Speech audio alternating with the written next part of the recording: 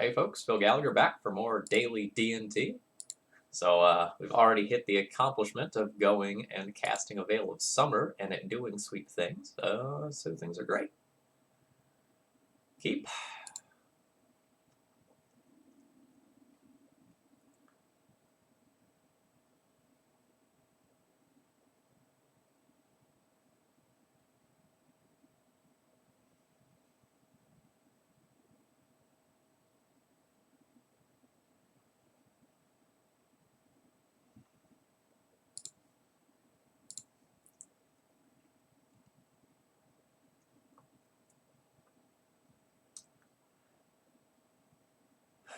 So I think there's a lot of cards that you can justify putting back there.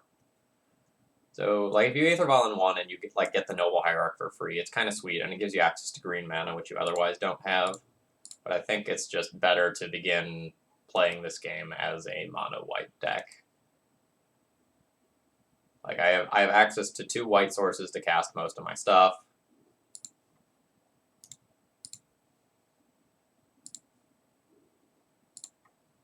That is a very poor draw, but you know, it is what it is.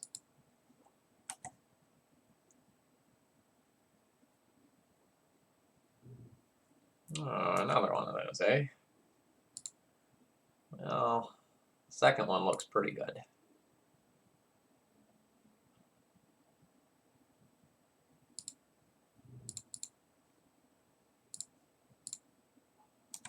So now we get Thalia while holding up the Swords to Plowshares for some tentacle monster that could come down. Ugh. My opponent effectively having 3 Cloud Posts in a row is pretty rough here.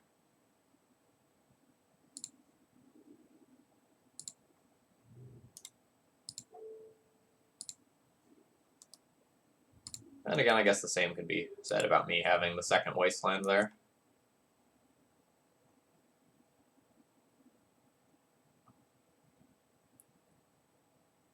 A pause from our opponent. 4 Cloud Posts.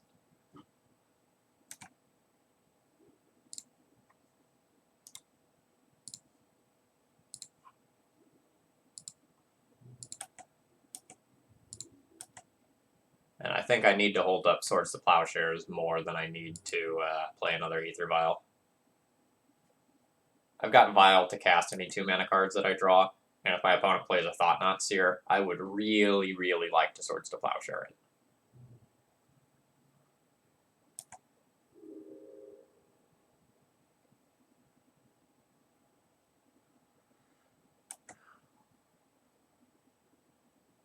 So that's kind of annoying. We're going to lose our Vials. And my opponent gets to know that my hand is garbage. Bad combo.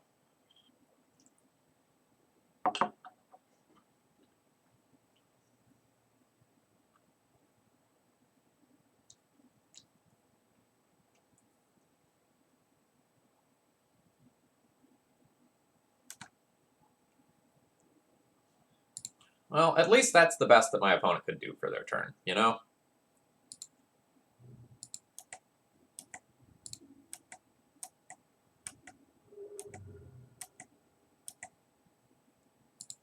So now, no, Transfer. Nope, I'll just continue to hold up Swords to Plowshares.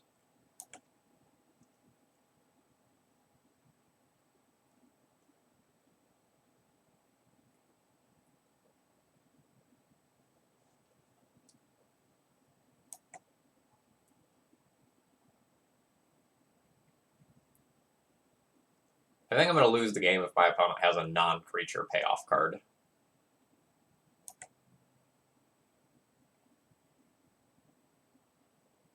Yeah.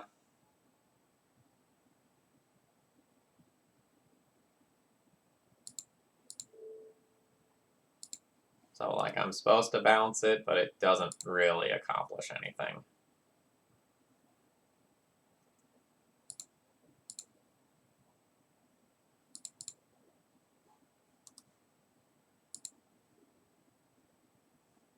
What's the plus on this? 3 damage? Kind of unfortunate. I'm going to get the Batter Skull.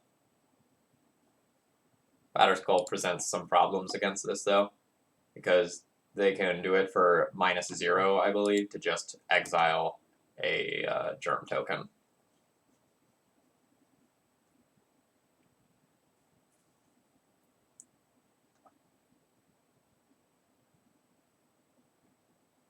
Chalice on X equals 2, huh? Well, the hits, they keep on coming.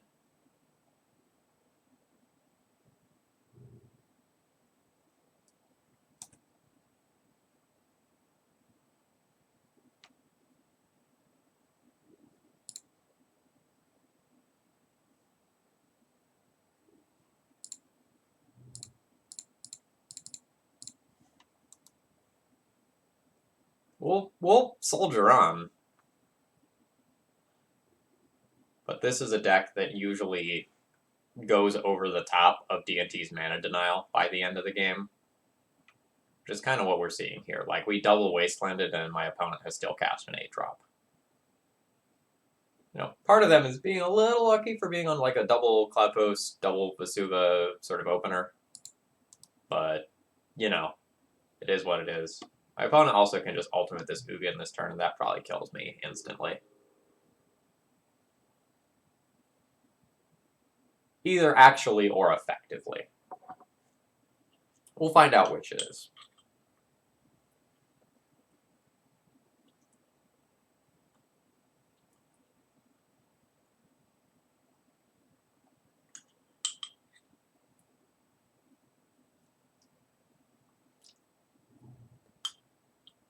Well, that's a lot of stuff.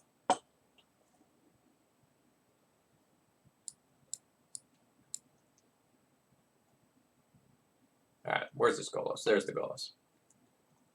So when this ETBs, you get to search for a land card. So normally this goes and gets an Eye of Ugin. Yep, and what's this one? It's just an indestructible land. It can add 5 of any color. So with Golos, you can actually use that. Okay. Alright. Alright. We're done here.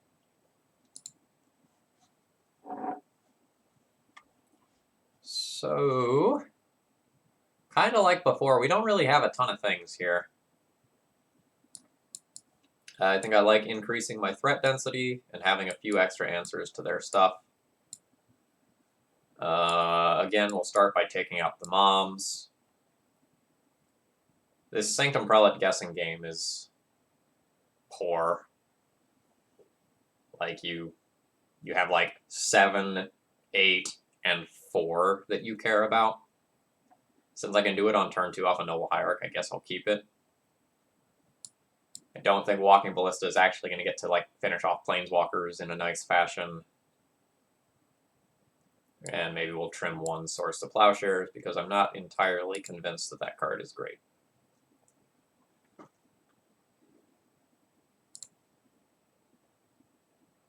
One land, Aether Vial hand, with no disruption, no ability to cast this Council's Judgment. I think I can do better.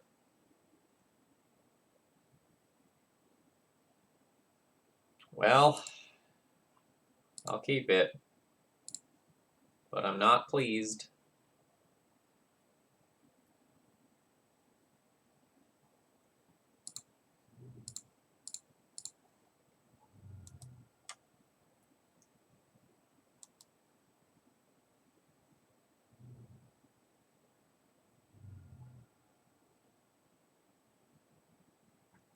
So we'll see if this name's Stoneforge Mystic or just Rishatenport.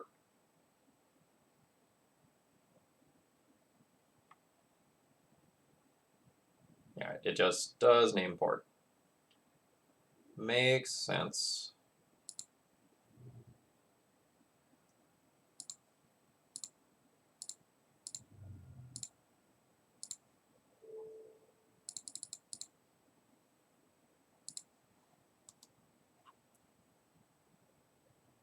We're going to name 4 with this first one. Stop some of the Thran Dynamo, Mystic Forge, Karn sort of stuff that we might see from this deck.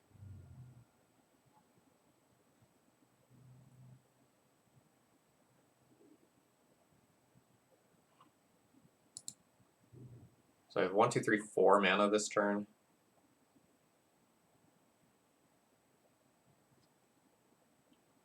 I guess using all of it involves Thalia, Heretic Cathar, and Noble Hierarch.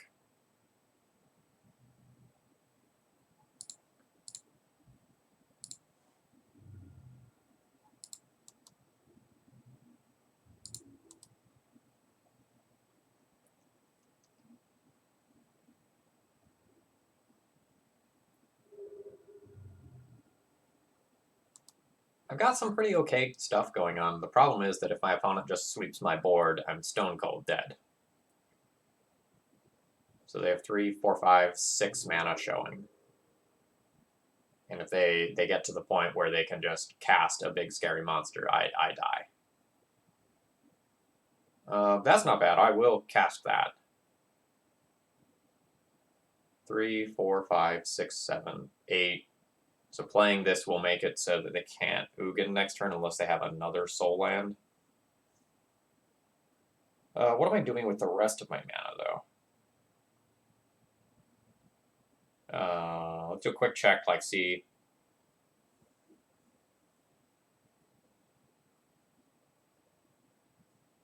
I think I can safely attack first. That can happen.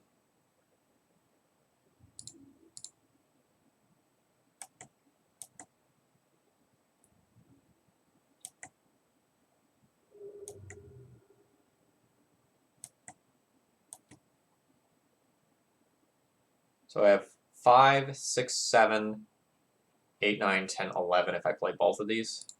Yeah, we're going all in here.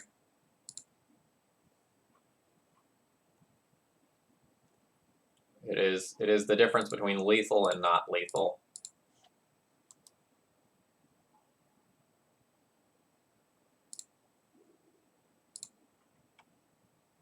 Assuming this didn't get tapped on their turn.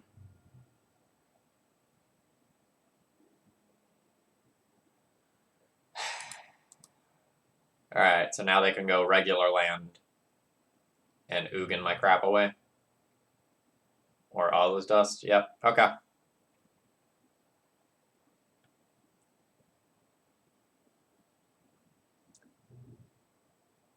Well, that super sucks.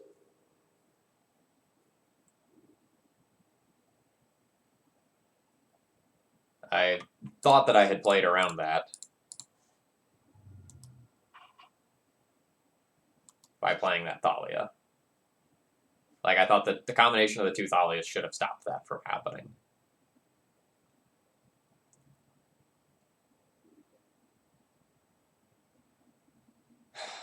I don't think I can take a redraw here. I lose my only white source if I do. I think I have to ship the turn. This does not favor me. Not even close.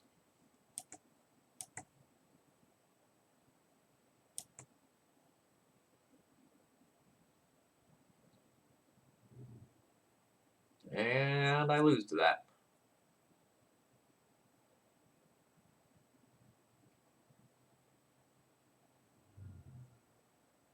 Oh, I'll just lose to that instead. So my opponent can also just protect it via Karakas and just like keep replaying it. They get to draw 5 cards here. Like I can Swords to Plowshare, they bounce it. Yeah.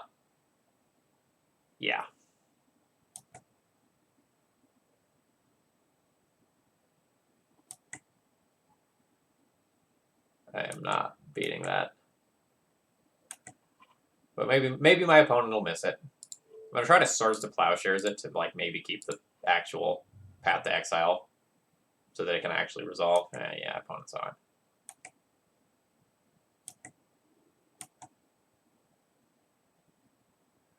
I get value by making them discard a card. I'm super disappointed that we get paired against this twice in one league. This is not a deck that has really been popular, so I wasn't planning for it. Planning to like play against a bunch of Oko stuff. We're gonna pack it up there. That's a rough loss. We'll be back tomorrow.